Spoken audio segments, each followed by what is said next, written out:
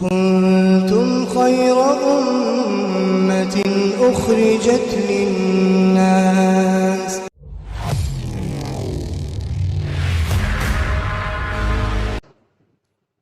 اتنے بڑے بڑے اونٹ ہوتے ہیں، ان کے اوپر ناک میں رسی ڈال کے جہاں چاہتا ہے 5-6 فٹ کا انسان، یہاں تک کہ چھوٹا سا بچہ بھی اگر انسان کا ہے وہ بھی جہاں چاہتا ہے اس کی ناک پکڑ کے لیے جاتا ہے۔ لیکن اللہ نے جانوروں کو ان کی ضرورت کے مطابق عقل دی ہے، اس سے زیادہ عقل نہیں دی، اسی لیے ان کا پیٹ اور ان کا سر برابر، پیٹ اور سر برابر ہے۔ انسان کا پیٹ نیچے ہے، سر اوپر ہے، تو انسان کی عقل زیادہ ہے پیٹ کے مقابلے میں، یعنی کھانے پینے سے اوپر بھی کچھ سوچ سکتا ہے انسان، جو ہے کھانے پینے سے اوپر بھی بہت کچھ سوچ سکتا ہے، جبکہ جانور کھانے پینے کے علاوہ اور کچھ سوچ نہیں سکتے۔ اسی لیے اللہ تعالیٰ نے انسان کو فرمایا کہ بہترین شکل میں پیدا کیا، احسن تقویم، ہم نے انسان کو بہترین شکل میں پیدا کیا۔ اب انسان کو بہترین شکل میں پیدا تو کر دیا، لیکن اس کے اوپر ذمہ داری بھی ڈال دی۔ ذمہ داری کیا ڈال دی؟ کہ انسان اور جنات کو اللہ رب العالمین نے عبادت کے لیے پیدا کیا، اپنی بندگی کے لیے پیدا کیا۔ جانور تو کرتے ہی ہیں عبادت، چاہے وہ چڑیاں ہوں اور چاہے وہ کیڑے مکوڑے ہوں، چاہے وہ درندے ہوں، چاہے وہ 2 پاؤں والے یا 4 پاؤں والے یا 6 پاؤں والے یا 100 پاؤں والے، چاہے زمین پہ رینگنے والے ہوں، چاہے جنگلوں میں جو ہے چلنے والے ہوں، اور چاہے گھروں میں پالنے والے ہوں، اور چاہے پیڑوں پہ رہنے والے ہوں، چاہے زمین پہ، چاہے پانی کے اندر رہنے والی، ہر مخلوق اللہ تعالیٰ کا ذکر کرتی ہے۔ کوئی مخلوق ایسی نہیں جو اللہ کا ذکر نہ کرتی ہو، لیکن اللہ نے مخصوص کسے کر دیا؟ مخصوص انسان اور جنات، انسان اور جنات کو اللہ تعالیٰ نے اپنی عبادت کے لیے مخصوص کیا ہے۔ اور اگر اس کے باوجود ہم اللہ کے ان احکامات پہ عمل نہ کریں تو پھر پکڑ کس کی ہوگی؟ باقی مخلوقات کی پکڑ نہیں ہوگی، انسان اور جنات سے ہی سوال و جواب ہوں گے۔ قیامت کے دن میدان حشر میں جب لوگوں کو جمع کیا جائے گا تو جانوروں میں بھی حساب کتاب کیا جائے گا کہ کسی سینگ والی بکری نے کسی بے سینگ والی بکری کو اگر ٹکر ماری ہوگی تو اس کو بے سینگ والی بکری کو سینگ دیے جائیں گے اور کہا جائے گا تم اپنا بدلہ اس سے لے لو۔ غرض یہ کہ وہاں جانوروں کے بیچ بھی حساب کتاب ہوگا، حساب کتاب کرنے کے بعد ان سے کہہ دیا جائے گا سب کے سب مٹی ہو جاؤ، سب کے سب ختم، فنا، ان کا تو چیپٹر وہیں سے ختم ہو جائے گا۔ بچیں گے کون؟ انسان اور جنات۔ اب جو کچھ بھی حساب کتاب ہوگا تو انسان اور جنات میں ہوگا، اور انسان اور جنات میں بھی حساب کتاب کس سے ہوگا؟ یہ بھی ایک مخصوص ہے کہ وہ لوگ جو ایمان والے ہیں ان سے ہوگا، غیر ایمان والے ہیں ان کو اٹھا کے کنارے کر دیا گیا۔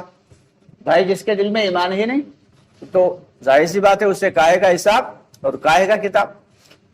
تو جو ایمان والے ہیں ان سے ہی حساب کتاب ہوگا، اور ان سے حساب کتاب لینے کے بعد اس میں اللہ تعالیٰ ستاری فرمائیں گے۔ کچھ لوگ ایسے ہوئیں گے جنہیں بلائیں گے یہاں آؤ، کلام یہاں آؤ، بلائیں گے، دیکھو چادر بیچ میں اللہ کی کبریائی آ جائے گی، چادر آ جائے گی، دیکھو تم نے یہ گناہ کیا تھا، یہ گناہ کیا تھا، یہ گناہ کیا تھا، ہاں اللہ تعالیٰ کیا تو تھے، یہ بھی کیا تھا، ہاں یہ بھی ہے، کیا سب صحیح ہے؟ کہ ہاں صحیح۔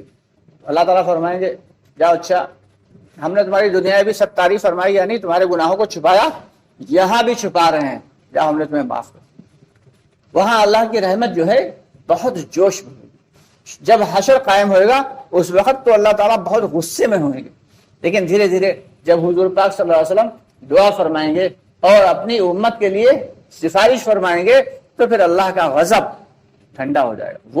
وہ مرحلہ تو بڑا سخت ہوئے گا جب اللہ رب العالمین کا عرش آ رہا ہوگا اور ادھر سے دوزخ بھوکے بھر رہی ہوگی کہ بھوک لگی ہے کچھ ڈالو، بھوک لگی ہے کچھ ڈالو، تو منظر تو بڑا خطرناک ہوگا۔ آدم علیہ السلام سے لے کے اور قیامت تک آنے والا ہر شخص نفسی نفسی کے عالم میں ہوگا، ہر شخص کو اپنی فکر پڑی ہوگی۔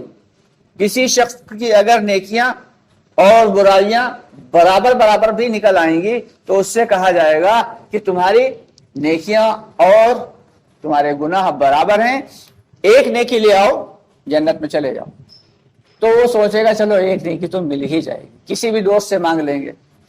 اب وہ کسی ایک کے پاس جائے گا، اپنا جو دوست ہوگا اس کے پاس جائے گا، کہے گا بھائی یار ایک نیکی کم پڑ گئی ذرا دے دو۔ وہ کہے گا تم کہاں چکر پڑے، ابھی میرا حساب وہی نہیں ہے، ابھی میرا حساب نہیں ہوا، کیا معلوم ہم پھنس جائیں، ہم تمہیں نیکی دے کے۔ تو اپنے باپ کے پاس جائے، چلو سارے مسئلے باپ حل کر دیتے تھے، چلو ابا تو دے دیں گے۔ اب ابا کے پاس پہنچے گا، ابا بھی منع کرتے ہیں، دیکھو جو کچھ معاملہ تھا وہ دنیا تک تھا، یہاں کوئی دوستی نہیں، یہاں تو اپنے پھنسا پڑا ہے معاملہ بھی۔ یہاں تک جو سب سے زیادہ محبت کرنے والی ذات دنیا میں کون ہے؟ ماں ہے۔ چلو اچھا اپنی اماں سے لے لیتے ہیں، ابا تو کبھی کبھی دھتکار بھی دیتے تھے، اماں منع نہیں کرتی تھی۔ تو وہ محبت کرنے والی ماں بھی ایک نیکی دینے سے انکار کر دے گی۔ لیکن اللہ کے کچھ بندے ایسے وہاں بھی ہوں گے کہ اللہ رحم فرمائے کہ ایک شخص سے ایسا ملے گا، کہے گا کیا بات کیوں گھوم رہے ہو، کہے گا کیا بتائیں مسئلہ پھنس گیا، ایک نیکی اگر مل جائے تو سیدھے ہم جنت میں چلے جائیں۔ تو کہے گا لو ہمارے پاس ایک نیکی ہے، تم لیے جاؤ۔ کہے گا ہمارے ماں باپ نے منع کر دیا مجھے نیکی دینے سے، تو تم جو مجھے جانتے بھی نہیں تو تم کیسے دیے دے رہے ہو نیکی؟ وہ کہے گا کہ کیا بتائیں ہمارے پاس اتنے ہمارے ذمے گناہ ہیں، اتنے گناہ ہیں، نیکی صرف ایک ہی ہے، اب یہ نیکی کیا بھلا کرے گی، گناہ تو اتنے سارے ہیں، اب نیکی سے تمہارا ہی بھلا ہو جائے۔ اللہ تعالیٰ سب کچھ دیکھ رہے ہوں گے، کیونکہ اللہ تو علام الغیوب ہے، سب کچھ جاننے والے۔ اللہ رب العالمین ان دونوں کو بلائیں گے، کہیں گے تم کیا ہم سے زیادہ سخی بنتے ہو؟ اللہ فرمائیں گے ہم سے زیادہ سخی ہو، سخی ہم سے زیادہ کوئی نہیں ہے، جاؤ تمہارے تمام تر گناہوں کے باوجود ہم تمہیں معاف کرتے ہو، جاؤ جنت میں۔ تم کیا سمجھ رہے تھے کہ اگر اسے ایک نیکی نہیں ملے گی تو یہ رہ جائے گا جنت سے؟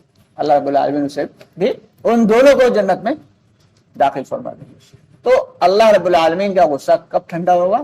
جب ہم سب کے آقا نامدار محمد مصطفیٰ صلی اللہ علیہ وسلم سجدے میں گر کے دعا کریں گے اور اٹھیں گے، اللہ رب العالمین کہیں گے جو جی چاہے مانگ لو، اور اس کے بعد پھر سجدہ کریں گے، پھر 3 مرتبہ سجدہ کریں گے اللہ کے نبی صلی اللہ علیہ وسلم، پھر امت کے لیے سفارش کی بات کریں گے، تو اللہ تعالیٰ پھر لوگوں کو معاف کریں گے۔ تو اس لیے گھبرانا نہیں ہے، گھبرانا نہیں ہے، معافی تو انشاءاللہ مل جائے گی، لیکن اترانا بھی نہیں ہے کہ معلوم دیا اترا اس لیے رہے ہیں کہ چلو معافی مل جائے گی، جی بھر کے گناہ کر لو، ایسا نہیں، ایسا نہیں۔ اللہ سے ڈرنا ہے اور ڈرتے رہنا ہے، کیونکہ ایمان جو ہے وہ خوف اور ڈر، خوف اور امید کے درمیان ہے۔ حدیث کا مفہوم ہے ایمان خوف اور امید کے درمیان ہے۔